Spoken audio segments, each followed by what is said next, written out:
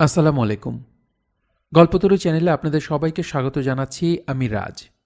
আপনাদের জন্য পড়ছিলাম হুমায়ূন আহমেদের উপন্যাস এইসব দিনরাত্রি। আজ পড়ছি এর ১১তম পর্ব।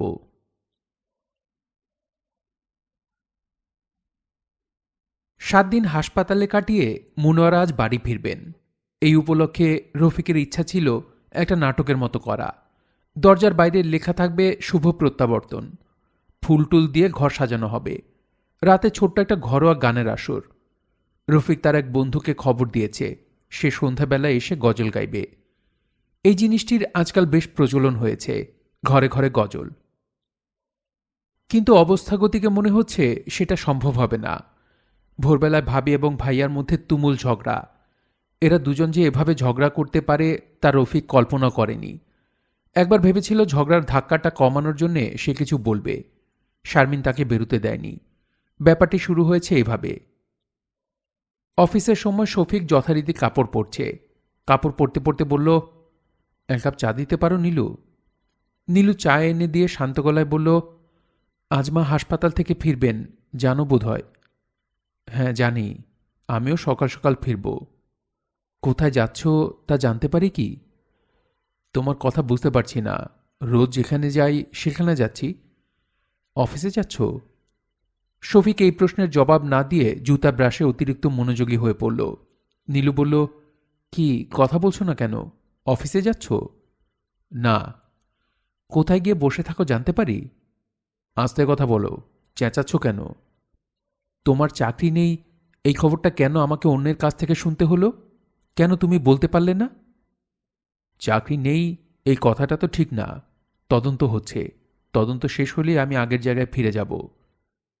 ফিরে যাবে ভালো কথা, আমাকে কেন বললে না? কি মুশকিল, তুমি চেঁচাচ্ছ কেন? চেঁচাবো, চেঁচিয়ে বাড়ি মাথায় তুলব।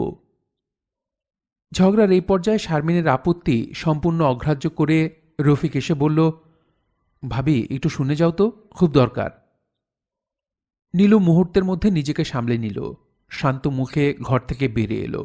রফিক বলল, তোমার অফিসের গাড়ি অনেকক্ষণ হলো দাঁড়িয়ে আছে, হর্ন দিচ্ছে। যাও অফিসে যাও। এইসব কি হচ্ছে? আজ অফিসে যাব না। সেই খবরটা গাড়িতে যারা আছে তাদের দিয়ে আসতে হবে তো, নাকি তোমার একার জন্য সবাইকে লেট করাবে? নীলু খবর দিতে গেল, কিন্তু ফিরে এলো না। শেষ মুহূর্তে মনে হলো বাসায় ফিরে কি হবে, এর চেয়ে অফিসে সময় কাটানোই ভালো। তার শাশুড়ি সন্ধ্যার আগে আগে বাসায় আসবেন, তার আগে ফিরে গেলেই হবে। শফিক আজ প্রথম অফিসে গেল। বিনা প্রয়োজনে নয়, প্রভিডেন্ট ফান্ড থেকে টাকা তুলতে হবে।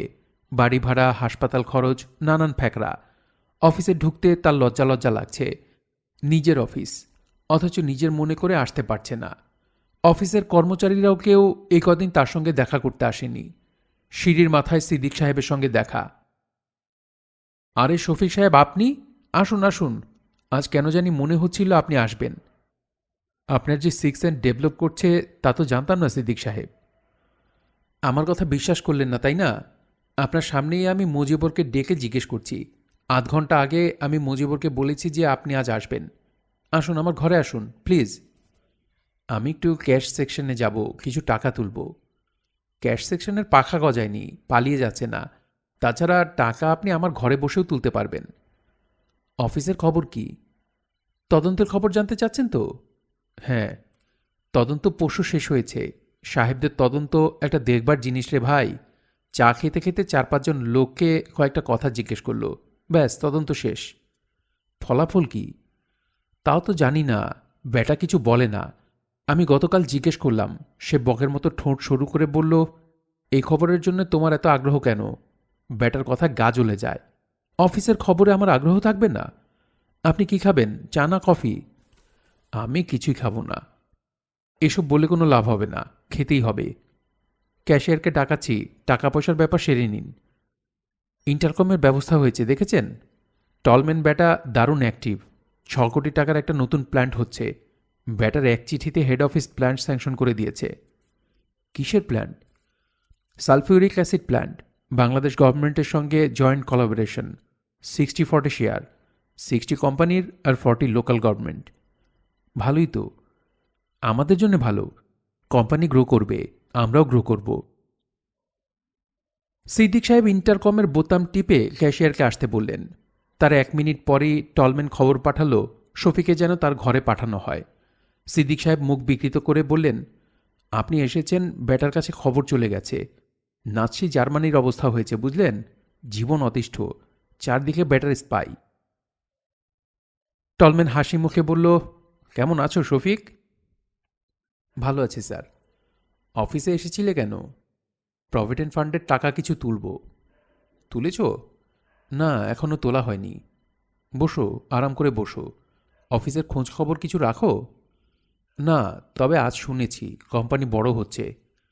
হ্যাঁ, বড় হচ্ছে, বিগ প্রজেক্ট হাতে নিয়েছে। কিন্তু তোমাদের সরকারি অফিস কুমিরের মতো হা করে আছে। সারাক্ষণ এদের মুখে কিছু না কিছু দিতে হচ্ছে। হা হা হা। চা খাবে? না। তদন্তের রিপোর্ট জানতে চাও? হ্যাঁ, চাই। তোমার কি ধারণা বলো? তুমি কি মনে করো তদন্তে তোমাকে নির্দোষ বলা হবে? আমার তাই ধারণা। আমি কোনো অন্যায় করিনি। এসবের কিছুই আমি জানি না। যে এসবের কিছু জানে না অথচ যার সিগনেচার নিয়ে এত চুরি জুয়াচুরি হয়, সে কি বড় রকমের একজন অপদার্থ নয়? হ্যাঁ, ঠিক। তদন্তে তোমাকে দোষী সাব্যস্ত করা হয়েছে।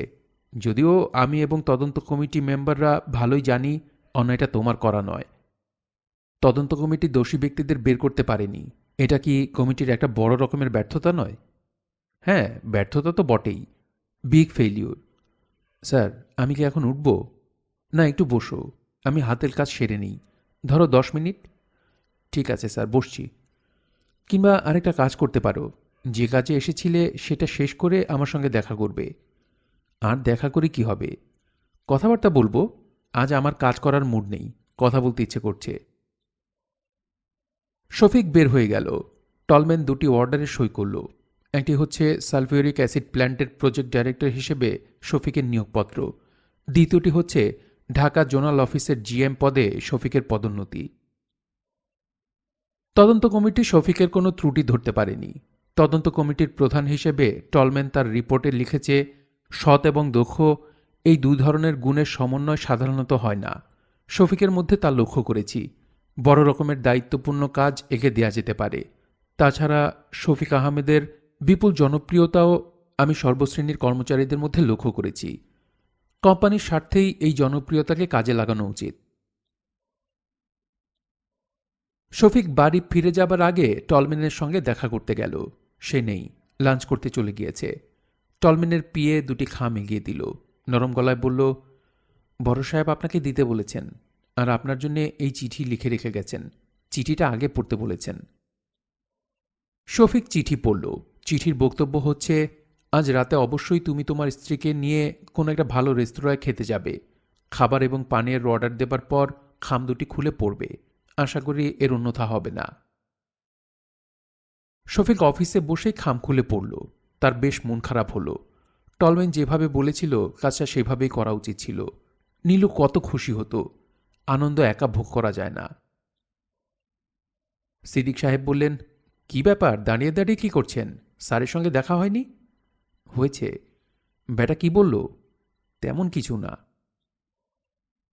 শফিক একটা রিকশা নিল, যাবে মতিঝিল, নীলুর অফিসে। নীলুর অফিস এখনো দেখা হয়নি। নীলু আজ অফিসে গিয়েছে কিনা কে জানে। হয়তো অফিসেই যায়নি, ঝগড়া টগড়া করে বাসায় বসে আছে। নীলু অফিসেই ছিল। শফিকে ঢুকতে দেখে সে অবাক হয়ে তাকিয়ে রইল। কি ব্যাপার, তুমি? দেখতে এলাম তুমি কি করো না করো। নিজের কিছু করার নেই, সময়টা তো কাটাতে হবে। শফিক নীলুর সামনে চেয়ার টেনে বসল। পকেটে হাত দিয়ে হাসি মুখে বলল, সিগারেট খেতে কোনো বাধা নেই তো? অফিসের অনেকেই কৌতূহলী হয়ে তাকাচ্ছে।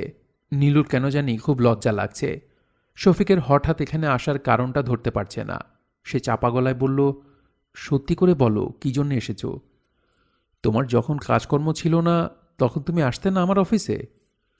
অকারণে যেতাম না, কোনো একটা কাজ নিয়ে যেতাম। বেশিরভাগ সময় যেতে টাকার জন্যে। হঠাৎ টাকার দরকার হয়ে পড়তো তখন। তুমি নিশ্চয়ই সেই উদ্দেশ্যে আসোনি? শফিক গম্ভীর হয়ে বলল, আমারও উদ্দেশ্যও তাই। গোটা 5 টাকা দিতে পারবে? শফিক হাসছে। সমস্ত রহস্য নীলুর কাছে এখন পরিষ্কার হতে শুরু করেছে। ভালো খবর আছে, নিশ্চয়ই খুব ভালো খবর। আজ সকালে এই নাটকটা সে যদি না করত, বেচারা জানাতে চায়নি কেন সে জোর করে জানল। জানাতে চায়নি লজ্জায় এবং অপমানে। সেই স্ত্রী হয়ে স্বামীর লজ্জা এবং অপমানকে সবার সামনে প্রকাশ করে দিল। তারপরও এই লোকটি রাগ করেনি। ভালো খবরটি নিয়ে হাসি মুখে এসেছে তার কাছে। রহস্য করার চেষ্টা করছে। রহস্য করার তার ক্ষমতা নেই, মোটেই জমাতে পারছে না। নীলুর চোখ ভিজে উঠল। নীলু বলল, কিছু খাবে? আমাদের এখানে খুব ভালো ক্যান্টিন আছে। শফিক হাসতে হাসতে বলল, এক কাজ করলে কেমন হয়, চলো না বাইরে কোথাও খেয়ে বাসায় চলে যাই। আজ একটু সকাল সকাল বাসায় ফেরা দরকার। একটু বসো, আমি স্যারকে বলে আসি। নীলু কিছু দূর গিয়েই আবার ফিরে এলো। নরম স্বরে বলল, তুমি একটু আসবে আমার সঙ্গে? কেন? স্যারের সঙ্গে তোমার পরিচয় করিয়ে দিতাম। কি পরিচয় দেবে? বেকার স্বামী?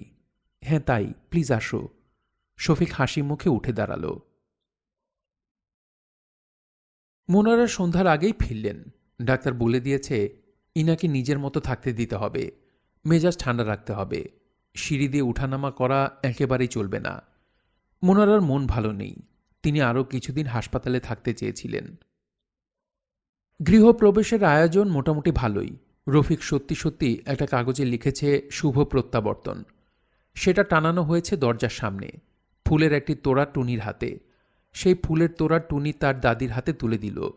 মোনারা গম্ভীর হয়ে ফুলের তোড়া নিলেন। মনে হচ্ছে তিনি জানতেন এরকম একটা কিছু হতে যাচ্ছে। আশেপাশের বাড়ির মেয়েরা তাকে দেখতে আসছে। তিনি সবার সঙ্গে হাসপাতালের ভয়াবহ গল্প করছেন। বাঁচার কোনো আশাই ছিল না। ডাক্তাররা আশা ছেড়ে দিয়েছিল। নেহায়েত ভাগ্যগুণে ফিরে এসেছি। কথা পুরোপুরি মিথ্যা, কিন্তু সবাই বিশ্বাস করছে। রফিকের বন্ধু সেই গজল গায়ক সন্ধ্যা থেকেই বসে আছে। মোনারা শুনলেন তার ফিরে আসা উপলক্ষে গান বাজনার আয়োজনও আছে। তার বেশ আনন্দ হল। শাহানা আর তার বর এখনো আসেনি। এইটি তাকে পীড়া দিচ্ছে। এরা দুজন তাকে দেখতে হাসপাতালেও যায়নি। নেপাল থেকে ফিরেছে তো বেশ কিছুদিন হল। তিনি উঁচু গলায় ডাকলেন, বোমা, ও বোমা। শারমিন এসে ঢুকল। তিনি বিরক্ত স্বরে বললেন, তোমাকে তো ডাকিনি, তুমি এসেছো কেন? বড় বোমাকে আসতে বলো। নীলু ঘরে ঢুকতেই তিনি বললেন, শাহানাদের খবর দেয়া হয়েছে? জি হয়েছে। ওরা আসছে না কেন? কোনো কাজ পড়েছে বোধ হয়। জমে মানুষের টানাটানি হচ্ছে আর তার কাজ পড়ে গেল? বড় কামের মেয়ে হয়ে গেছে দেখি। রফিকে বলো ওদের নিয়ে আসুক। ওকে বললে এখন যাবে না মা, বন্ধুবান্ধব এসেছে, ওদের নিয়ে হইচই করছে। তোমাকে বলতে বললাম, তুমি বলো। তোমরা সবাই মিলে আমাকে রাগিয়ে দিচ্ছ। ডাক্তার কি বলেছে মনে নেই? রফিক নীলুর কথা কোনো পাত্তাই দিল না। পাত্তা দেবার প্রশ্নও ওঠে না। তার গায়ক বন্ধু মাথা দুলিয়ে মেলি গলায় গান ধরেছে, মেয়েরা বালাম না আয়ে। বালাম না আসার কারণে তাকে খুবই চিন্তিত মনে হচ্ছে।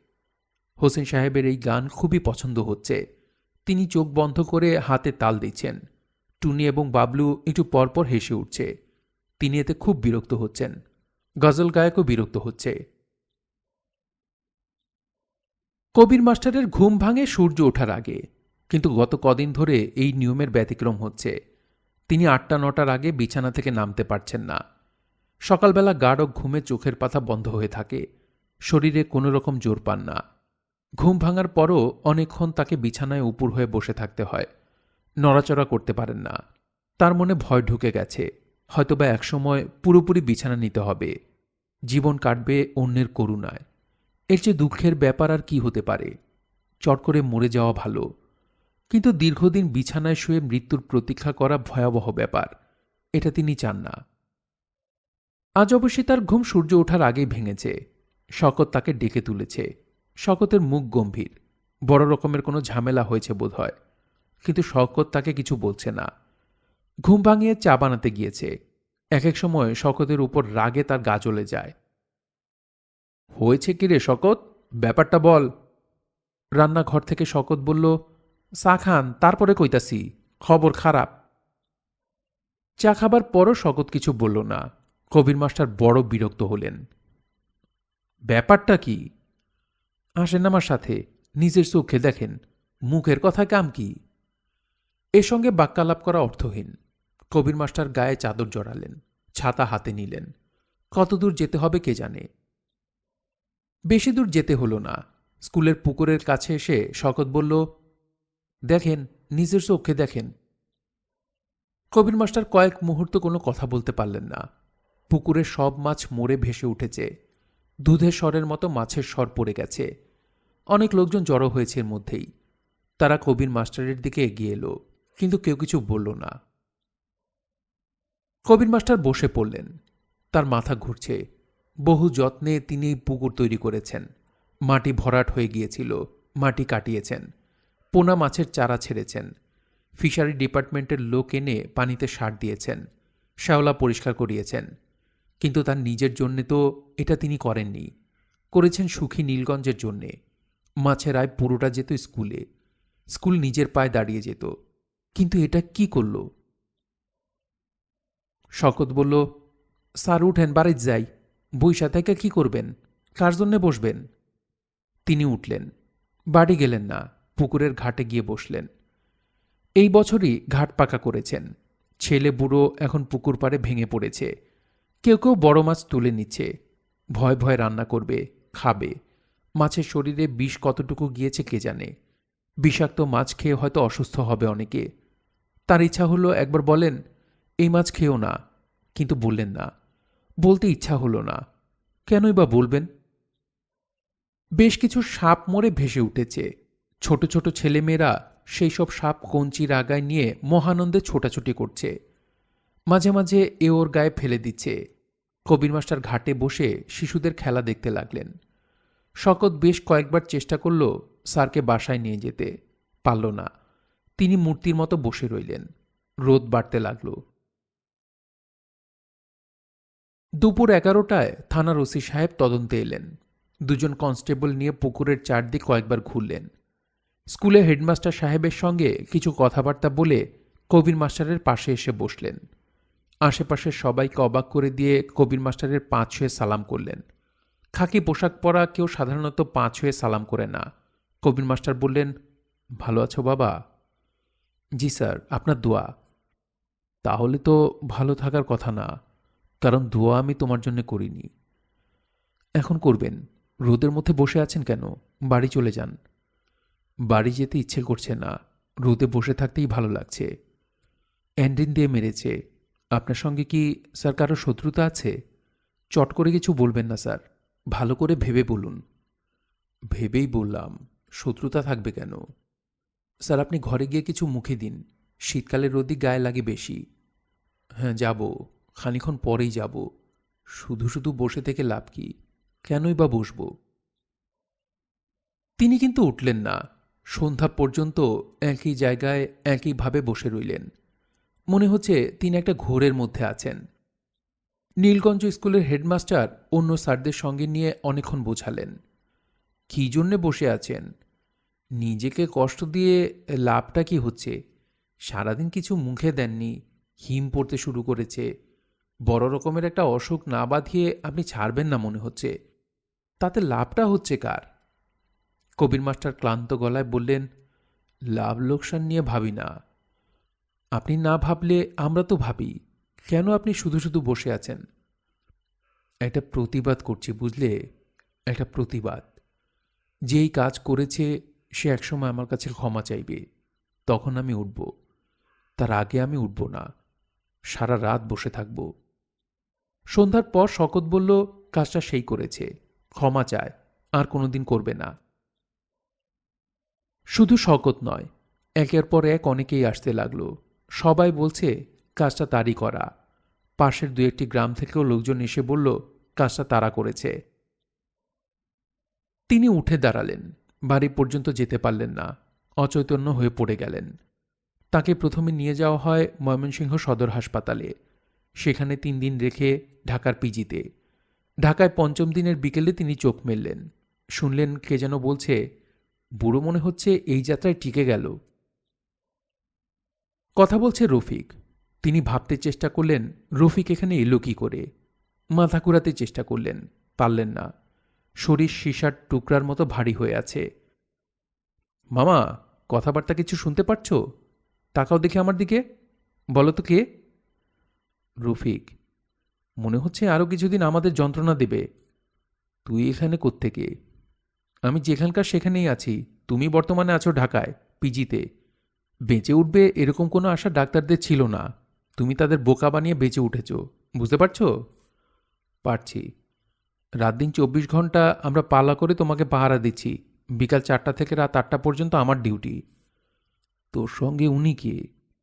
উনি হচ্ছেন বাবলুর বাবা, সোবহান সাহেব, বিখ্যাত জ্যোতিষী। তুমি আরেকটু সুস্থ হলেই তোমার হাত দেখে ভূত ভবিষ্যৎ বর্তমান সব বলে দেবে। এমনকি তোমার পুকুরের মাছ কে মারল সেই খবরও বলে দিবে। সোবহান বলল, রফিক সাহেব, উনাকে ঘুমোতে দিন, বিরক্ত করবেন না। আসুন আমরা বারান্দায় গিয়ে বসি। কবির মাস্টার কিছু বলতে চেষ্টা করলেন। গভীর ঘুমে তার চোখ বন্ধ হয়ে আসছে। চেষ্টা করেও তিনি জেগে থাকতে পারছেন না। রফিক বলল, বুড়ো তো মনে হয় গাছঝাড়া দিয়ে উঠে পড়েছে। এখন আর পাহারা দেবার কোনো মানে নেই। চলুন বাড়ি চলে যাই। বাড়ি গিয়ে কি করবেন? তাহলে চলুন আপনার আস্তানায় যাই। আপনি কিভাবে জীবনযাপন করেন দেখে আসি।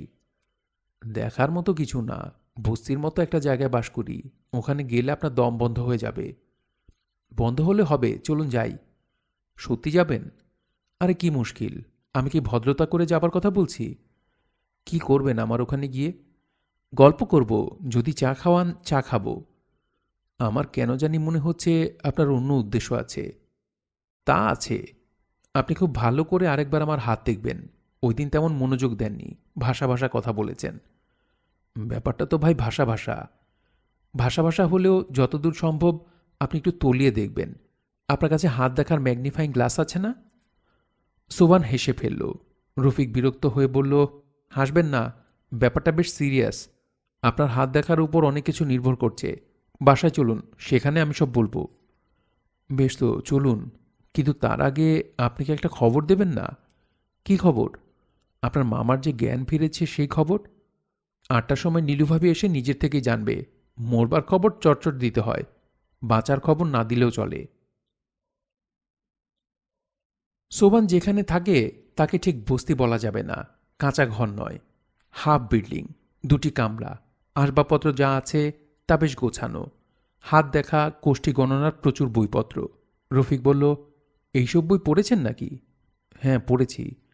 তারপরেও বলেন আপনি এসব বিশ্বাস করেন না? জি না, করি না। অদ্ভুত লোক ভাই আপনি। দেখি চায়ের ব্যবস্থা করুন। সোভান কেরোসিনের চুলা ধরালো, চায়ের কাপ সাজালো। সহজ গলায় বলল, রফিক সাহেব, চায়ের সঙ্গে আর কিছু খাবেন? খিদে খিদে অবশ্যই লাগছে। কি আছে ঘরে? মুড়ি খাবেন? তেল মরিচ দিয়ে মেখে দিই? দিন। লোকজন আসে কেমন আপনার কাছে? বেশি আসে না, তবে আসে কিছু কিছু। টাকা যা পাই তার থেকে বাড়ি ভাড়া দিই, খাবার খরচ ওঠে। জমে না কিছু? না, সঞ্চয়ের ব্যাপারটা আমার মধ্যে নেই। কার জন্য সঞ্চয় করব বলুন? আমরা নগ্ন হয়ে পৃথিবীতে এসেছিলাম, নগ্ন হয়ে ফিরে যেতে হবে। কিন্তু যতদিন বাঁচবেন নগ্ন হয়ে বাঁচতে পারবেন না। কিছু একটা গায়ে দিতে হবে। দিতেই হবে এমন কোনো কথা কিন্তু নেই। কেউ কেউ জীবনও নগ্নগাত্র কাটিয়ে দেন। কাইন্ডলি আপনার হাই ফিলোসফি রেখে আমার হাতটা দেখুন।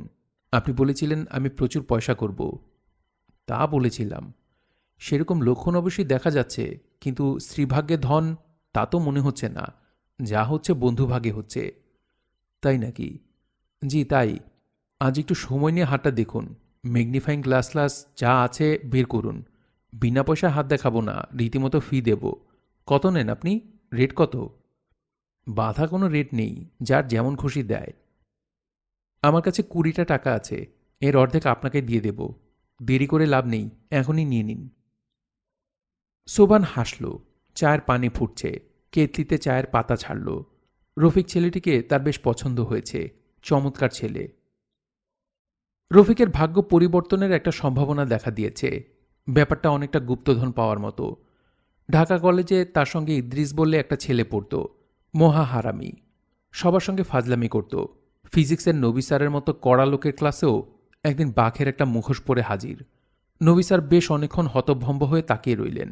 সবার নিঃশ্বাস বন্ধ, না জানি কি হয়। নবী স্যার খুব ঠান্ডা গলায় বললেন, কি ব্যাপার? ইদ্রিস বলল, কোনো ব্যাপার না স্যার, ছোট ভাইয়ের জন্য কিনেছিলাম, একটু পরে দেখলাম, এখন খুলে ফেলব। খুব ভালো কথা। নাম কি তোমার? আমার নাম ইদ্রিস। ক্লাসের শেষে আমার সঙ্গে দেখা করবে? জি আচ্ছা স্যার। নবী স্যার ইদ্রিসকে 25 টাকা ফাইন করে দিলেন। সেই ইদ্রিস একদিন বাসায় এসে উপস্থিত, গলায় মাইক লাগিয়ে চিৎকার, তুই দেখি বেটা দাড়ি গোঁফ জ্বালিয়ে রবীন্দ্রনাথ হয়ে গেছিস। চেষ্টা করছি। শুনলাম বেকার? আগে তো শুনেছিস, এবার সচক্ষে দেখ। হা হা হা, বেটা তোর রস কমেনি দেখি, চল আমার সঙ্গে। কোথায়? একটা ব্যবস্থা করে দেই। কি ব্যবস্থা করবি? বিজনেসে লাগিয়ে দেই, একটা ইন্ডেন্টিং ফার্ম খুলে ফেল। সেটা আবার কি? কাগজে কলমে ব্যবসা, দালালি যাকে বলে। করতে হয় কি? কিছু করতে হয় না, বড় বড় কানেকশন থাকতে হয়। তোর তা আছে। তোর শ্বশুর তো বিরাট মালদার পার্টি, চল তোকে নিয়ে বের হই।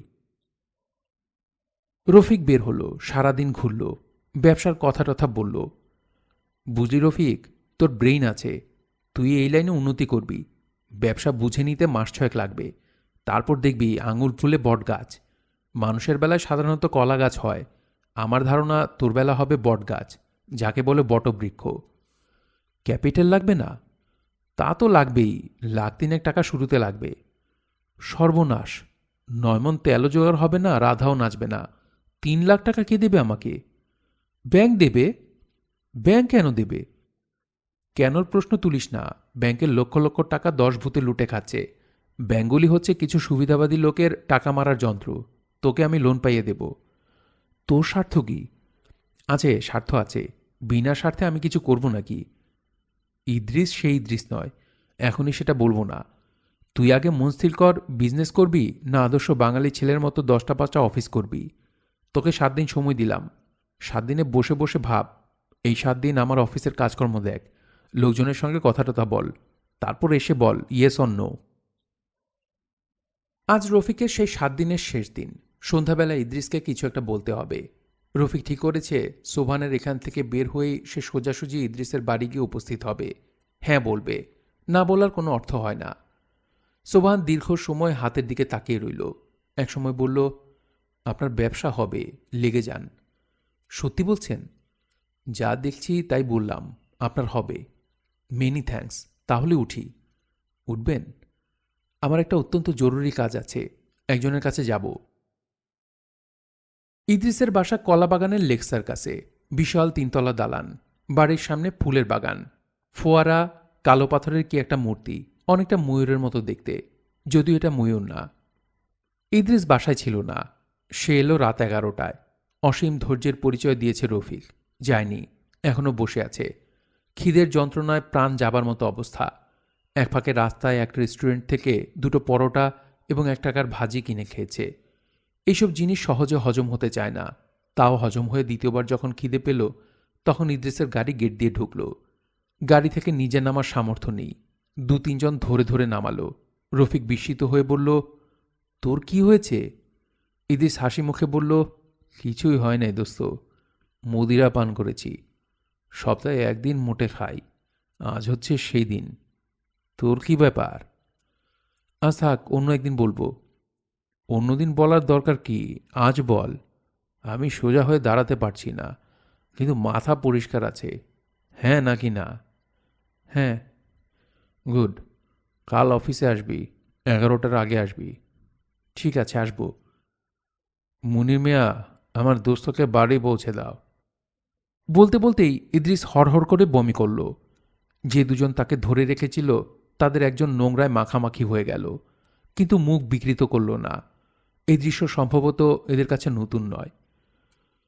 রফিক, রফিক আছিস এখনো? আছি। জিনিসটা সহ্য হয় না, তবু খাই। তোর কাছে মিথ্যা বলেছিলাম। সপ্তাহে 1 দিন না, রোজই খাই। রোজই এই অবস্থা। তাহলে তো চিন্তার কথা।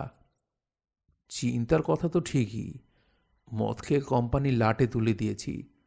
তোর কাছে মিথ্যা বলবো না রে ভাই, লাখ লাখ টাকা আমার দেনা, ডুবে যাচ্ছি বুঝলি। তোর লেজ ধরে এখন ভেসে উঠতে চাই। ইদ্রিস আবার বমি করতে লাগলো। গেটের দারোয়ান এগিয়ে এসে রফিককে বলল, স্যার আপনি চলে যান, একটা রিকশা নিয়ে চলে যান। রফিক যেতে পারছে না, বড় অবাক লাগছে। মাতালরা বমি করতে করতে সত্যি কথা বলতে থাকে, এই দৃশ্য সে কোনো ছবিতেও দেখেনি। বড় অবাক লাগছে। রফিক আছিস? আছি। আমার জীবন নষ্ট হয়ে গেল রে দোস্ত, এক বেশ্যামের জন্যে নষ্ট হয়ে গেল। তাই নাকি? হ্যাঁ, মাগির নাম কাঞ্চন, বুঝলি? আমি এক নরাধম। আচ্ছা দোস্ত, নরাধম কি সন্ধি না সমাস? সব ভুল মেরে বসে আছি। দারোয়ান আরেকবার রফিকের কানের কাছে ফিসফিস করে বলল, বাড়ি যান স্যার, আপনি থাকলে সমস্যা। রফিক নড়ল না। দৃশ্যের শেষটা তার দেখতে ইচ্ছে হচ্ছে। আজ শাহানা এসেছে। বিয়ের পর এই তার তৃতীয়বার আসা। বাড়িটা তার এখন কিছুতেই আগের মতো লাগে না। এটা যেন অচেনা কোনো মানুষের বাড়ি, নিজের বাড়ি নয়। অথচ সব আগের মতোই আছে। শাহানার লাগানো টবের গাছগুলি আগের চেয়েও সুন্দর হয়েছে। সে এ বাড়িতে নেই, তাতে এদের যেন কিছু যায় আসে না। সে যদি এসে দেখত তার অনুপস্থিতিতে এ বাড়ির সবাই পানি দিতে ভুলে গেছে, গাছগুলি শুকিয়ে মরা মরা হয়েছে, তাহলে তার ভালো লাগত। সুন্দর সতেজ গোলাপ গাছগুলি দেখে তার রীতিমতো কান্না পাচ্ছে। কত ফুল ফুটেছে, বিরাট বিরাট ফুল। সে প্রতিটি গাছেই হাত দিয়ে স্পর্শ করতে লাগল। গোলাপের দুটি কচি পাতা নিয়ে দু আঙুলে পিষে নাকের সামনে ধরল। ফুলের ঘ্রাণের চেয়ে তার পাতার ঘ্রাণ ভালো লাগে। টুনি এবং বাবলু কৌতূহলী হয়ে দেখছে। টুনি বলল, কি করছো পুপু? গাছগুলিকে আদর করছি। আদর করছো কেন? অনেকদিন পরে এসেছি তো তাই। বাবলু সাহেবের কি খবর? বাবলু জবাব দিল না, পর্দার আড়ালে সরে গেল। তার লজ্জা বড় বেশি। তাছাড়া শাড়ি গয়নায় এখন শাহানাকে অপরিচিত লাগছে। টুনি বলল, ফুপু, বাবলুর বাবা এসেছিল। তাই নাকি? মা খুব বকা দিয়ে দিয়েছে। বকা দিয়েছে? মা একদিন আব্বুকেও বকা দিল। ভাবি মনে হচ্ছে বকা দেওয়ার ওস্তাদ হয়ে যাচ্ছে। হ্যাঁ হচ্ছে, দাদিকেও বকা দিল, এই জন্যে দাদির অসুখ হয়ে গেল। আমি থাকলে হয়তো আমাকেও বকা দিত। কি দিত না? হ্যাঁ দিত। টুনি মুগ্ধ হয়ে শাহানাকে দেখছে। তার খুব ভালো লাগছে। এত সুন্দর হয়েছে পুপুমণি, শুধু তাকিয়ে থাকতে ইচ্ছে করে। এমন ড্যাব ড্যাব করে কি দেখছিস রে টুনি? তুমি কত সুন্দর হয়েছ। নতুন করে আবার হব কি রে বোকা? আমি তো আগে থেকেই সুন্দর, তাই না? আচ্ছা টুনি, আনিস ভাই আর ফুল নিতে আসে না? গোলাপের ম্যাজিক দেখাতে তার ফুল লাগে না? ম্যাজিক দেখায় না তো। সে কি, কি করে এখন? মাস্টারি করে। বলিস কি? শাহানা অবাক হয়ে তাকিয়ে রইল, যেন কথাটা সে বিশ্বাস করতে পারছে না।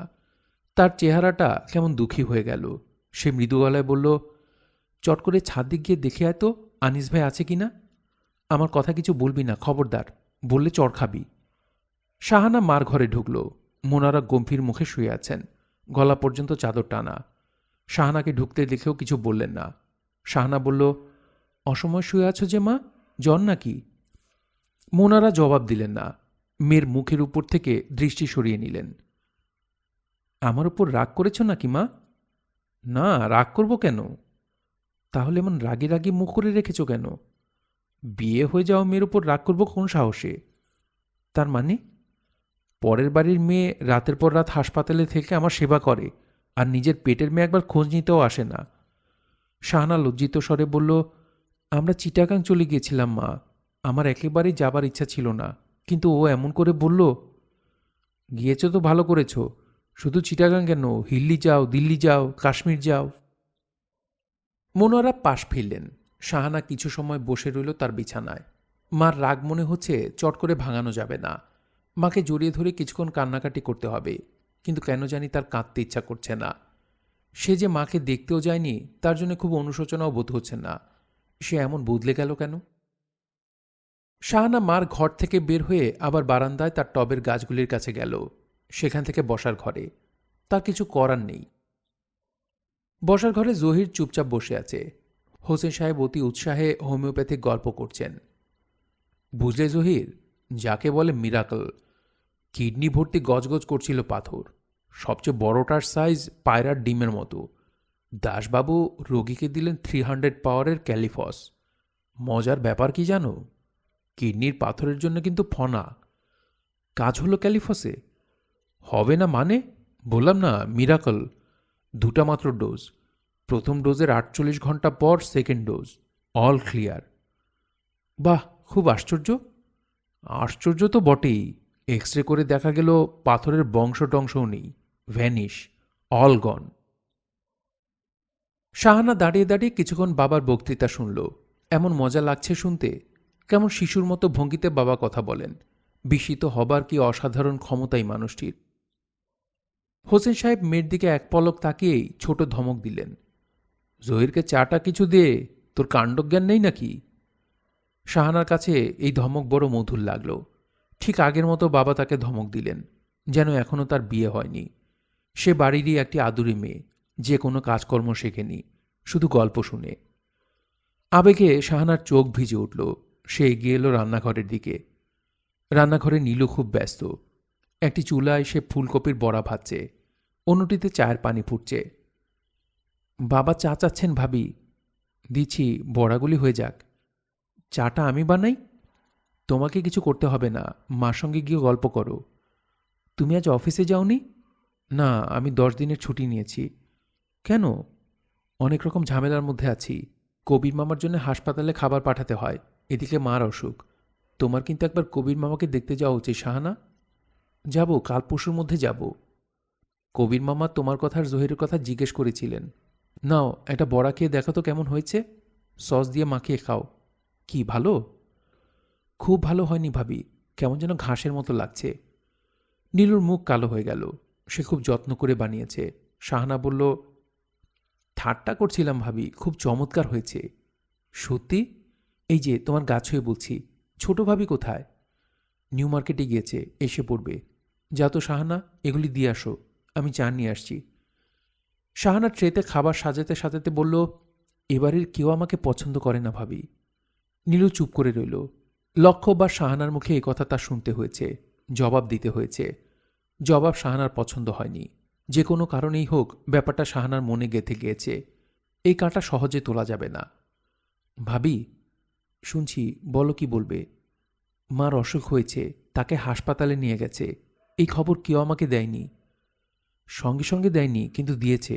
তৎক্ষণাৎ দেওয়ার কোনো উপায় ছিল না। তোমার ভাই এবং রফিক কেউ বাসায় ছিল না, ওরা ফিরেছে অনেক রাতে। ইচ্ছে করলে কিন্তু দেয়া যেত ভাবি। হাসপাতাল থেকে সহজেই টেলিফোন করতে পারতে। আমার টেলিফোন নাম্বার তোমরা জানো। ঝামেলার মধ্যে এটা মনে আসেনি। আমাকে যদি তোমরা পছন্দ করতে, তাহলে ঠিকই মনে আসতো।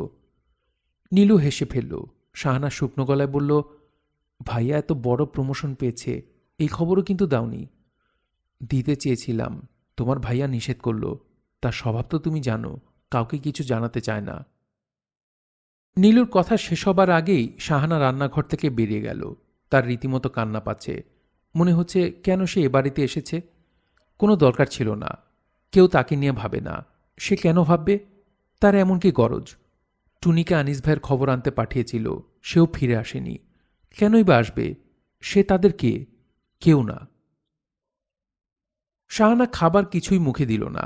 দু চুমুক চা খেয়ে ছাদে গেল। আনিসের ঘর খোলা। সে দরজার সামনে দাঁড়িয়ে হালকা স্বরে বলল, আসবো আনিস ভাই? আনিস নিজের বিস্ময় চাপা দিয়ে হাসি মুখে বলল, আরে কি মুশকিল, এসো। করছেন কি? তেমন কিছু না, বসো শাহানা। বসবার সময় নেই, দাঁড়িয়ে চলে যাব। ম্যাজিক নাকি ছেড়ে দিয়েছেন? কে বলল? টুনি। এখন নাকি মাস্টারি করেন? পাগল হয়েছ? মাস্টারি করব কোথায়? 2টা প্রাইভেট টিউশনই জোগাড় করেছি, সন্ধ্যাবেলা তাই করি। খাদ্য জোগাড় করতে হবে না। ম্যাজিক দিয়ে পেটে ভাত আসছে না। একটু বসো না শাহানা। শাহানা বসল। আনিস বলল, চা খাবে? চা বানাবো? খেতে পারি। আচ্ছা আনিস ভাই, আপনাকে একটা কার্ড পাঠিয়েছিলাম, পেয়েছিলেন? পেয়েছি।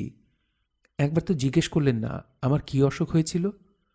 চোখের সামনে তোমাকে এত সুস্থ দেখছি যে অসুখের কথা আর মনে এলো না। এখন অন্তত জিজ্ঞেস করুন, কি হয়েছিল? খুব খারাপ ধরনের অসুখ। আমি বোধহয় বেশি দিন বাঁচব না। কি বলছো তুমি? সত্যি বলছি, বিশ্বাস করুন। এই খবরটা আর কাউকে বলিনি, শুধু আপনাকে বললাম। অসুখটা কি? তা আমি জানি না।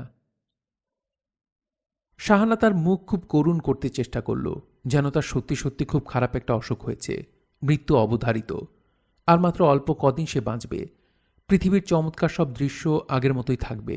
বর্ষা রাতে বৃষ্টি পড়বে ঝমঝম করে, চৈত্র মাসে উথাল পাথাল জ্যোৎস্না হবে, শুধু সে দেখতে পাবে না। ভাবতে ভাবতে তার চোখে পানি এসে গেল, গাল বেয়ে টপ টপ করে পানি পড়ছে, কিন্তু আনিস সেটা দেখছে না, সে চা বানানোয় ব্যস্ত। অথচ শাহানার খুব ইচ্ছা আনিস দৃশ্যটা দেখুক। আনিস না দেখলেও জহির দৃশ্যটি দেখল। সে ছাদে এসেছিল সিগারেট খাবার জন্যে। আনিসের ঘর খোলা দেখে উকি দিয়েই চট করে সরে গেল। ছাদের এক কোণায় দাঁড়িয়ে পরপর 2টি সিগারেট শেষ করে নিঃশব্দে নেমে গেল। আনিসের খোলা দরজা দিয়ে তার আরেকবার তাকানোর ইচ্ছে ছিল, কিন্তু তাকালো না। সব ইচ্ছেকে প্রশ্রয় দিতে নেই। সে নিচে নেমে এলো। বসার ঘরে দ্বিতীয়বার ঢুকতে ইচ্ছে করছে না। হোসেন সাহেবের হোমিওপ্যাথিক গল্প তাকে কখনো আকর্ষণ করেনি, আজ আরও করছে না। ঘরে ঢুকলেই তিনি আবার শুরু করবেন। হাসি হাসি মুখে গল্প শুনতে হবে, মাঝে মাঝে প্রশ্ন করতে হবে, যাতে মনে হয় খুব আগ্রহ নিয়েই শুনছে। এই যে জহির, তুমি এখানে? জি। হোসেন সাহেবের হাতে মোটা একটা বই। তিনি দ্রুত বইয়ের পাতা উল্টাতে লাগলেন। তোমাকে খুব ইন্টারেস্টিং একটা কেস হিস্ট্রি পড়ে শোনাই। জি আচ্ছা। বিরক্ত হচ্ছ না তো আবার? জি না, বিরক্ত হব কেন? আসো, ঘরে আসো। তারা ভেতরে গিয়ে বসল। জহির প্রাণপণ চেষ্টা করতে লাগল মুখ হাসি হাসি রাখতে, হোসেন সাহেব কি বলছেন তা শুনতে, কিন্তু মন বসছে না। হোসেন সাহেব চোখ বড় বড় করে বললেন, বিমলা নামের একটা মেয়ের কেস হিস্ট্রি, বয়স 21, বিবাহিতা, গাত্রবর্ণ গৌর, এঁখাড়া গড়ন, মৃদুভাষী, ভোগী স্বভাব, কিছুটা অলস। পয়েন্টগুলি মন দিয়ে শুনছ তো? প্রতিটি পয়েন্ট কিন্তু ইম্পর্ট্যান্ট। ডায়াগনোসিস এই পয়েন্টগুলির উপর হবে। আমি মন দিয়ে শুনছি। আরেক কাপ চা খেয়ে শুরু করা যাক, কি বলো তুমি? না থাক। থাকবে কেন? খাও আরেক কাপ। আমি বৌমাকে বলে আসছি। তোমাকে পেয়ে ভালোই হলো। কারো সঙ্গে ডিসকাস করতে পারি না, কেউ উৎসাহ দেখায় না। তোমার ভালো লাগছে না শুনতে? জি লাগছে। লাগলেই হবে। গল্প উপন্যাসের চেয়ে এগুলি অনেক বেশি ইন্টারেস্টিং।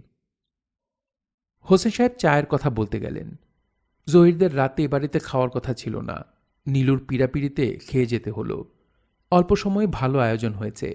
রফিক নিউ মার্কেট থেকে বিশাল সাইজের কই মাছ নিয়ে এসেছে। মোটর পোলাও, কই মাছ ভাজা এবং ভুনা গোশত।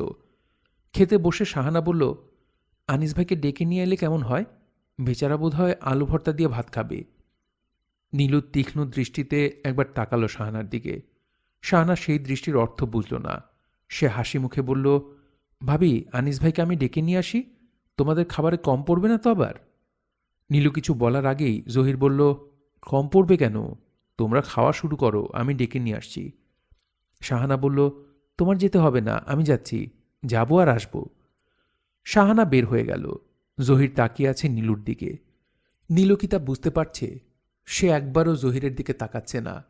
হোসেন সাহেব বললেন, হাত গুটিয়ে বসে আছো কেন? খাওয়া শুরু করো।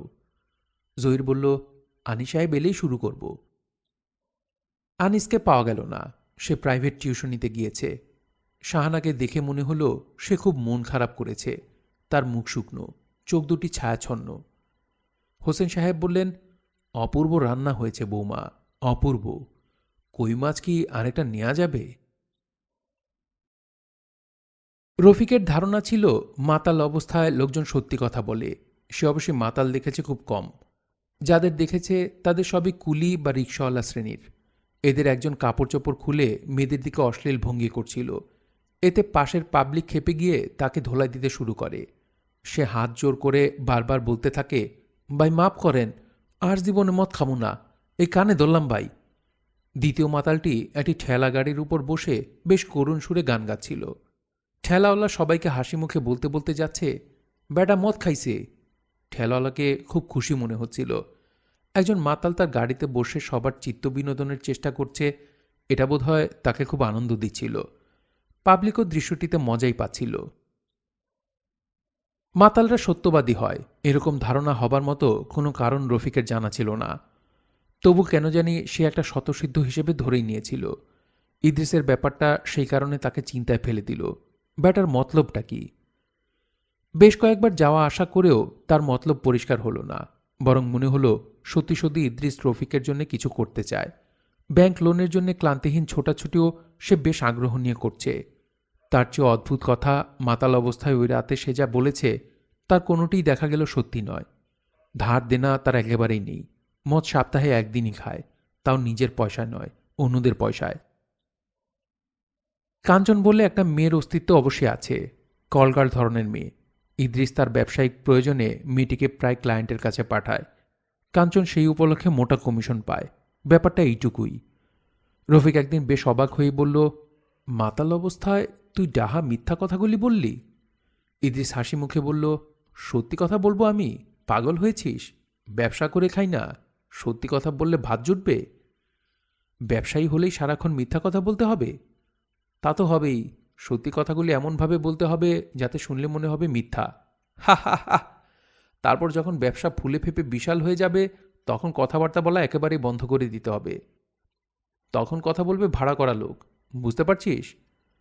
এখনও পারছি না, তবে চেষ্টা করছি। বিরাট ব্যবসায়ীরা দেখবি ব্যবসা নিয়ে একেবারেই কথাবার্তা বলে না, তারা কথাবার্তা বলে শিল্প সাহিত্য নিয়ে। তাই নাকি? তোকে একদিন এরকম একজনের কাছে নিয়ে যাব। বিড়ির বিজনেস করে লাল হয়ে গেছে, এখন রবীন্দ্র চর্চা করে। বিরাট এক প্রবন্ধও লিখেছে, রবীন্দ্র কাব্যে মুসলমানি শব্দ। পয়সা হয়েছে বলেই সে রবীন্দ্র চর্চা করতে পারবে না এমন তো কোনো কথা নেই। তা নেই। রবীন্দ্র চর্চা, পিকাসো চর্চা, সব চর্চার মূল হচ্ছে টাকা। এইটা থাকলে সব কলার চর্চা করা যায়। ইদ্রিসের যোগাযোগ এবং কাজকারবার, কাজ গোছাবার কায়দা দেখে দেখে রফিক সত্যিকার অর্থেই মুগ্ধ। একটি পয়সা অ্যাডভান্স না দিয়ে সে মতিঝিলে রফিকের জন্য 2 কামরার একটা অফিস জোগাড় করে ফেলল। টিএনটির বড় বড় কর্তা ব্যক্তির সঙ্গে সে কি বলল কে জানে। তারা আশ্বাস দিলেন 1 মাসের মধ্যে টেলিফোন লাইন পাওয়া যাবে। ফার্নিচারের দোকান থেকে বাকিতে ফার্নিচার চলে এলো। রফিক মুখ শুকনো করে বলল, আমার তো ভয় ভয় লাগছে, সামাল দেব কিভাবে? সামাল দেওয়ার লোকও তোর জন্য ব্যবস্থা করেছি। এই লাইনের মহাঘাগু লোক, তোর নতুন ম্যানেজার। নাম হলো সাদেক আলী। তবে ব্যাটাকে বিশ্বাস করবি না। তোর বিশ্বাস অর্জনের সব চেষ্টা করবে। তুইও ভাব দেখাবি যে বিশ্বাস করছিস, কিন্তু আসলে না। এরকম একটা লোককে তুই আমার সঙ্গে গেঁথে দিচ্ছিস কেন? তোর ভালোর জন্যই দিচ্ছি। সাদেক আলী তোর ফার্মকে দাঁড়া করিয়ে দেবে। যখন দেখবি তুই নিজে মোটামুটি দাঁড়া হয়ে গেছিস, তখন ব্যাটাকে লাথি দিয়ে বের করে দিবি। এটা কেমন কথা? খুবই জরুরি কথা, নয়তো ব্যাটা সর্বনাশ করে ভাগবে। রফিক খুবই চিন্তিত হয়ে পড়ল। সব কিছুই হচ্ছে ঝড়ের গতিতে। এটা কি ঠিক হচ্ছে? শেষ পর্যন্ত বড় রকমের ঝামেলায় পড়তে হবে না তো? আমও যাবে, ছালাও যাবে। তার ভরাডুবিকে আসন্ন। এসব কথাবার্তা সে অবশ্যই বাসায় কিছুই বলেনি, শারমিনের সঙ্গেও নয়। শারমিনের সঙ্গে তার একটা ঠান্ডা যুদ্ধ চলছে। সন্ধির কোনো রকম ইশারা পাওয়া যাচ্ছে না। রাতে দুজন দুদিকে ফিরে ঘুমায়। এই অবস্থায় ব্যবসা সংক্রান্ত কথাবার্তা জমে না। তাছাড়া শারমিনের সন্দেহবাতিক আছে। 1,00,000 প্রশ্ন করবে। কেন তোমার এই বন্ধু তোমার জন্য এত কিছু করছে? তার স্বার্থ কি? তোমার কতদিনের বন্ধু? কই, আগে তো তার নাম শুনিনি। তার আসল মতলবটা কি? এই জাতীয় প্রশ্ন রফিকের মনেও আছে বলেই সে অন্য কারো মুখ থেকে শুনতে চায় না। তার চেয়ে যেভাবে আগাচ্ছে আগাক। নীলুর সঙ্গে একবার অবশ্যই কিছু কথা হয়েছে, তাও ভাষা ভাষা কথা। যেমন একদিন রফিক বলল, অ্যারন ইন্টারন্যাশনাল নামটা তোমার কেমন লাগে ভাবি? ভালোই লাগে। এটা হচ্ছে আমার ফার্মের নাম। ফার্ম আবার কবে দিলে? দিইনি এখনো, দেব। ও তাই বলো, এখনো পরিকল্পনার স্টেজে আছো? হুম। তবে খুব শিগগিরই ড্রামাটিক একটা ডিক্লারেশন আমার কাছ থেকে শুনতে পারবে, তখন আকাশ থেকে পড়বে। তোমার সব ডিক্লারেশনই তো ড্রামাটিক। রফিক আর কিছু বলল না। বেশি কিছু বলতেও সাহস হলো না। যদি ব্যাংক লোন শেষ পর্যন্ত না পাওয়া যায়, তরি সাধারণত তীরে এসেই ডুবে, মাঝ নদীতে ডুবে না। রফিক চিন্তিত মুখে ঘুরে বেড়ায়। ব্যাংক লোন নিয়ে ছোটাছুটি করতে থাকে। তার নতুন ম্যানেজার সাদেক আলী। ভালো মানুষ মতো চেহারা। মনে হয় বুদ্ধিবৃত্তি পুরোপুরি বিকশিত হয়নি, অথচ রফিক এর মধ্যে বুঝেছে এ মহা ধুরন্ধর। সাদেক আলীকে নিয়েও রফিক সারাক্ষণ দুশ্চিন্তায় ভোগে। তার রাতে ঘুম হয় না। বিকট সব দুঃস্বপ্ন দেখে। সেই দুঃস্বপ্নগুলির কোনো আগামাথা নেই। একটা স্বপ্ন এরকম, সে এবং সাদেক আলী প্রাণপণে ছুটছে। দুজনের গায়ে কোনো কাপড় নেই। তাদের তাড়া করছে বাবলুর বয়সে একদল ছেলে। সাদেক আলী বারবার বলছে, এরা বড় যন্ত্রণা করছে, স্যার বন্দুক দিয়ে একটা গুলি করেন। এই জাতীয় স্বপ্নের কোনো মানে হয়? হোসেন সাহেব বসার ঘরে ঢুকে দেখলেন মাঝবয়সী একজন পরিচিত লোক বসে আছে। লোকটি খুব কায়দা করে সিগারেট টানছে এবং পা নাচাচ্ছে। হোসেন সাহেব বললেন, জনাব, আপনার নাম? স্যার, আমার নাম সাদেক আলী। বলতে বলতে লোকটি এগিয়ে এসে 5-6 সালাম করল। তিনি হকচকিয়ে গেলেন। বিব্রত কণ্ঠে বললেন, আপনাকে তো চিনতে পারলাম না। আমি দি অ্যারন ইন্টারন্যাশনালের জেনারেল ম্যানেজার। ও আচ্ছা আচ্ছা। স্যার কি আছেন?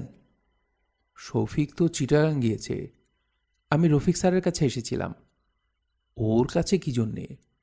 দি অ্যারন ইন্টারন্যাশনালের ব্যাংক লোন পাওয়া গেছে, এই সুখবরটি স্যারকে দেবার জন্য এসেছিলাম। হোসেন সাহেব কিছুই বুঝলেন না, অবাক হয়ে তাকিয়ে রইলেন।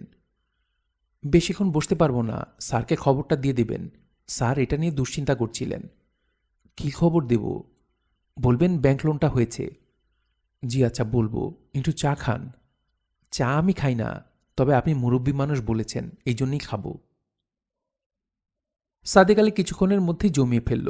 হোসেন সাহেবের সঙ্গে পুরোপুরি একমত হল যে দেশ থেকে অ্যালোপ্যাথি চিকিৎসা তুলে দেওয়া দরকার। প্রতি ডিস্ট্রিক্টে থাকা দরকার একটা করে হোমিও হাসপাতাল, দরকার একটি হোমিও ইউনিভার্সিটি। হোসেন সাহেব লোকটির আদব কায়দা ও ভদ্রতায় মুগ্ধ হলেন। রাতে ভাত খাবার সময় নীলুকে বললেন, ম্যানেজার সাহেব বিশিষ্ট ভদ্রলোক। কোন ম্যানেজার? সাদেক আলী সাহেব। রফিকের কাছে ব্যাংকের কি একটা কাজে এসেছে। আমার তো মা মনে থাকবে না, তুমি রফিককে বলে দিও। কি বলবো? ম্যানেজার সাহেব এসেছেন, এটা বললেই হবে। রফিক এলো রাত 11টার দিকে। সে হাসপাতালে কবির মামাকে দেখতে গিয়ে আটকা পড়ে গিয়েছিল। কবির মামার জ্বর হঠাৎ বেড়ে গেছে। আবল তাবল কথা বলছেন। অনেকটা বক্তৃতার ঢং, সাধু ভাষায় বক্তৃতা। সুধী সমাজের নিকট আকুল আবেদন, হে বন্ধু, হে প্রিয়, সংযত হন। যুদ্ধ বিগ্রহ বন্ধ করুন। শরৎকালের এই সুন্দর মেঘমুক্ত প্রভাত। রফিক ঘাবড়ে গিয়ে বলল, ব্যাপার কি? মাঝবয়সী একজন ডাক্তার শুকনো মুখে বললেন, বুঝতে পারছি না। ডিলিরিয়াম হবার মতো জ্বর তো নয়, 102। কিছু একটা করুন। মামার এই কুৎসিত বক্তৃতা শোনা যাচ্ছে না, হাসি এসে যাচ্ছে। এখানে হাসা ঠিক হবে না। ডাক্তার বিরক্ত মুখে তাকালেন। আপনি রোগীর কে হন? ভাগ্নে হই। আমার মনে হয় রোগীকে বাড়ি নিয়ে ফ্যামিলির কেয়ারে রাখাই ভালো। শেষ অবস্থা নাকি? কি ধরনের কথা বলছেন? শেষ অবস্থা হবে কেন? এখনই বাড়ি নিয়ে চলে যেতে বলছেন, এই জন্যই জিজ্ঞেস করছি। কাল পরশু নিয়ে যান। সেখানে যদি এরকম বক্তৃতা শুরু করেন তখন কি করব? ডাক্তার সাহেব বেশ কিছু সময় কঠিন চোখে তাকিয়ে থেকে বললেন, দয়া করে আমার সঙ্গে রসিকতা করবেন না। আপনি বাইরে গিয়ে বসুন। বাইরে তো বসার কোনো ব্যবস্থা নেই। বসার ব্যবস্থা না থাকলে হাঁটাহাঁটি করুন। রফিক আর কথা বাড়াল না। হাসপাতালের বারান্দায় রাত 10:30 পর্যন্ত দাঁড়িয়ে রইল। ফেরার আগে দেখে এলো কবির মামা শান্ত হয়ে ঘুমোচ্ছেন। এখন সে বাড়ি চলে গেলে দোষ হবে না। দরজা খুলে দিল শারমিন। শারমিনের মুখ গম্ভীর, ঘুমে চোখ বন্ধ হয়ে আসছে। সে হাই চাপতে চাপতে বলল, খাবে না খেয়ে এসেছ? রফিক তার জবাব না দিয়ে বাথরুমে ঢুকল। তাদের দুজনের মধ্যে এখন কথাবার্তা প্রায় নেই বললেই হয়। প্রায় রাতে রফিক বাড়ি ফিরে দেখে শারমিন ঘুমিয়ে পড়েছে। আজই ব্যতিক্রম ঘটনা ঘটল, এখনও জেগে আছে। শারমিন তোয়ালে হাতে দাঁড়িয়েছিল। রফিকের তোয়ালে এগিয়ে দিতে দিতে বলল, ভাত খাবে? হ্যাঁ খাবো। তোমার থাকার দরকার নেই, ঘুমিয়ে পড়ো। যা হয় আমি ব্যবস্থা করব। তোমাকে একটি কথা বলার জন্য জেগে আছি। বলো। খেতে বসো বলছি। সিরিয়াস কিছু? না, খুবই সাধারণ। তোমার সঙ্গে সিরিয়াস কথা কি বলবো? খুবই সাধারণ কথাগুলি রফিক শুনল। হ্যাঁ না কিছুই বলল না। শারমিনের বক্তব্যের সারমর্ম হচ্ছে সে পিএইচডি করার জন্য দেশের বাইরে যাবে। খাওয়া এবং ঘুমানোর এই রুটিন তার আর ভালো লাগছে না। রফিক হাত ধুতে ধুতে বলল, যাবে কিভাবে? শারমিন বলল, অন্য সবাই যেভাবে যায় সেইভাবেই যাব, প্লেনে করে। হেঁটে হেঁটে যাওয়া তো সম্ভব নয়। সব ঠিকঠাক নাকি? মোটামুটি ঠিকঠাক বলতে পারো। ইউনিভার্সিটি অফ ওয়াশিংটনের ফরেন স্টুডেন্ট অ্যাডভাইজার আমাকে একটা চিঠি দিয়েছেন। তাতে লিখেছেন আমার একটা টিচিং অ্যাসিস্ট্যান্টশিপ পাওয়ার সম্ভাবনা আছে। চিঠি কবে এসেছে? সপ্তাহখানেক আগে। এই 1 সপ্তাহ বসে বসে ভাবলে? হ্যাঁ। আমি ঘুমোতে গেলাম, তুমি বাতি নিভিয়ে এসো। রফিক বসার ঘরে দীর্ঘ সময় বসে রইল। একবার ভাবছিল জিজ্ঞেস করবে, ব্যবস্থা কে করে দিলেন, সাব্বির সাহেব? শেষ মুহূর্তে নিজেকে সামলে নিল। সাব্বির প্রসঙ্গে সে কোনোদিন কিছু বলবে না এরকম প্রতিজ্ঞা একবার করেছে। প্রতিজ্ঞা করা হয় প্রতিজ্ঞা ভাঙার জন্যই, কিন্তু এই প্রতিজ্ঞা সে ভাঙবে না। তার চা খেতে ইচ্ছে করছে, রান্নাঘরে গিয়ে নিজেই চা বানিয়ে নিতে পারে, কিন্তু আলসি লাগছে, ঘুম ঘুমও পাচ্ছে। যদিও সে জানে বিছানায় শোয়া মাত্র ঘুম পালিয়ে যাবে। তার পাশে নিশ্চিন্তে ঘুমোবে শারমিন। তার গায়ে হাত রাখলে ঘুমের ঘোরেই সে হাত সরিয়ে নিয়ে বিরক্ত গলায় বলবে, আহ, তার চেয়ে এখানে বসে বসে মশার কামড় খাওয়াই ভালো। অনেক রাতে নীলুর টুনিকে বাথরুম করাবার জন্য দরজা খুলল। কি ব্যাপার রফিক, জেগে আছো যে? ঘুম আসছে না ভাবি। তোমার কাছে কে যেন এসেছিল, কি এক ম্যানেজার, বাবার সঙ্গে গল্প করছিল। রফিক কোনো রকম উৎসাহ দেখালো না, ক্লান্ত গলায় বলল, শারমিন তোমাকে কিছু বলেছে ভাবি? কোন প্রসঙ্গে? বাইরে যাবার ব্যাপারে। না তো, কোথায় যাচ্ছে? রফিক জবাব না দিয়ে উঠে পড়ল। বাতি নেভাতে নেভাতে বলল, সকালে বলবো। যা ভাবা গিয়েছিল তাই, ঘুম আসছে না। পাশেই শারমিন, গায়ের সঙ্গে গা লেগে আছে, তবু দুজনের মধ্যে অসীম দূরত্ব। এই দূরত্বকে কমানোর কোনোই কি উপায় নেই? রফিক ছোট্ট নিঃশ্বাস ফেলে চোখ বুঝল। কবির মামার কথাটা ভাবিকে বলা হয়নি, তাকে বাড়িতে নিয়ে আসতে হবে। ঝামেলার উপর ঝামেলা। রফিক একটু লজ্জিত বোধ করল। নিজের সমস্যায় প্রধান হয়ে দাঁড়িয়েছে, অন্য সব এখন ঝামেলা। নীলও জেগে আছে। শফিক বাড়িতে না থাকলে তার এরকম হয়, সারাক্ষণ একটা চাপা ভয় বুকের ওপর বসে থাকে। মনে হয় এ বাড়িতে যেন কোনো পুরুষ মানুষ নেই। বড় কোনো বিপদ আপদ হলে কে সামলাবে? হয়তো আগুন লেগে গেল, চোর এলো বাড়িতে, কিংবা ডাকাত পড়ল, তখন কি হবে? নীলু মাঝে মাঝে ভাবে, সব মেয়েরাই কি তার মতো ভাবে? এই নির্ভরশীলতার কারণটা কি? টুনি শক্ত করে তার গলা চেপে ধরে আছে, ফাঁসের মতো লাগছে। বিশ্রী অভ্যাস মেয়েটার। ঘুমের সময় হাতের কাছে যা পাবে তাই শক্ত করে ধরবে।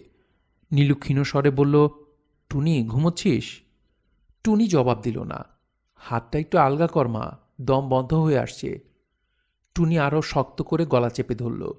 ঘুমের ঘোরেই বলল, কমলা খাবো না, বললাম তো খাবো না।